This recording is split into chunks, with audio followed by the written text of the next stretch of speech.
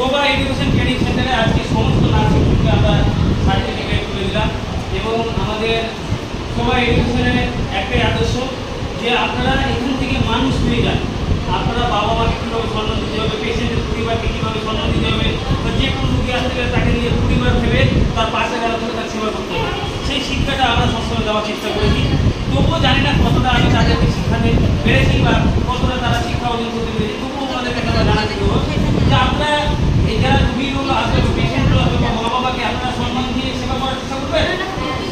তার মানে এনারা করবেন আমরা ভাই কেন আওয়াজ নাই করবেন তো সবাই, এবার বিশ্বাস করে করবে।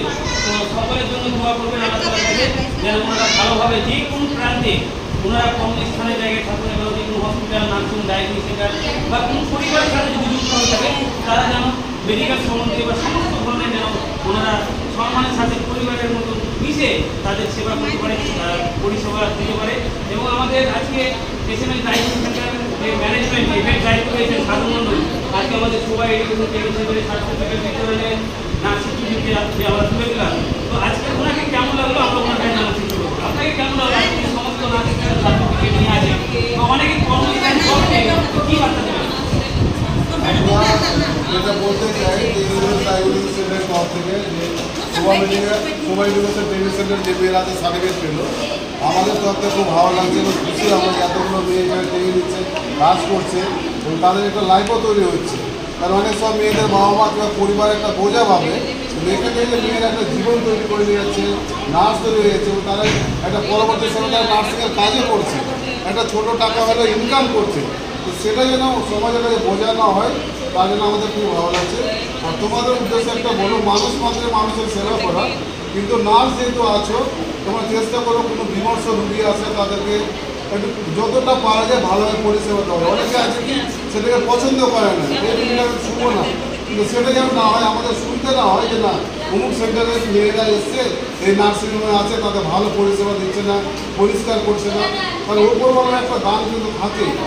আমরা চেষ্টা করবো, তোমরা চেষ্টা করো সেই জায়গা থেকে যেন ভালো পরিষেবা দিতে পারো এবং নিজের জীবন যেন নিজে তৈরি করতে পারো। তো যা প্রোগ্রাম হলো সেটা আমরা খুব খুশি। তো তোমাদের জীবন ভালো হলে আমরা আরও বেশি খুশি। আমি অনেকেই পড়াশোনা করতে গিয়ে শাসন করেছি বা অনেকেই আমাদের স্কুলগুলিকে বকাঝকা দিয়েছে। আমি আজকে সত্যি কথা ভিডিওর মাধ্যমে বলতে চাই, আমি আপনাদেরকে মানুষ করার জন্য বকা দিই, মন থেকে কখনো আমি তোমাদেরকে সত্যিকারে বকা দিই। আর তোমার মা বাবা, ভাই, দাদা যেমন তোমাদেরকে ভালোবাসে, আমি সেরকমই তোমাদের সকলকে ভালোবাসতাম। কিন্তু তোমাদেরকে মানুষ করার জন্য আমি বকা দিতাম, রাগ দেখাতাম, অভিমান দেখাতাম। আর আমার শাসন করতে গিয়ে কোনো যদি ভুল হয়ে থাকে তোমাকে সকলে ক্ষমা করবে। কারণ তোমাদেরকে মানুষ করার জন্য আমি অনেক বকা টাকা বা অনেক রকম কথা বলেছি। তো আমি সকলের গায়ে ক্ষমা দিয়ে দিচ্ছি। হ্যাঁ, তো সকলেই এখানে থাকবে কেন, তোমাদের স্যার সবসময় তোমাদের পাশে থাকবে। আর একটাই কথা তোমরা ভেবে দেবে যে স্যার আমাদেরকে সত্যি ভালোবাসে, মানুষ করার জন্য আমাদেরকে বকা দিয়ে থাকে। তো সকলেই যারা ভিডিও দিয়েছে আমাদের সমস্ত জন্য দুহাত করে দোয়া করবেন, আল্লাহ তাআলার কাছে ভগবানের প্রার্থনা করবেন যে যেখানেই যাক না কেন যেন সবাই এডুকেশন ট্রেনিং সেন্টার বা ওনার বাবা মার নাম উজ্জ্বল করে বা সম্মানের সাথে চলাফেরা করে বা যে কোনো জায়গায় গর্ব করে যেন পেশেন্টের পরিবারকে নিজের পরিবার ভেবে যেন সেবা করে।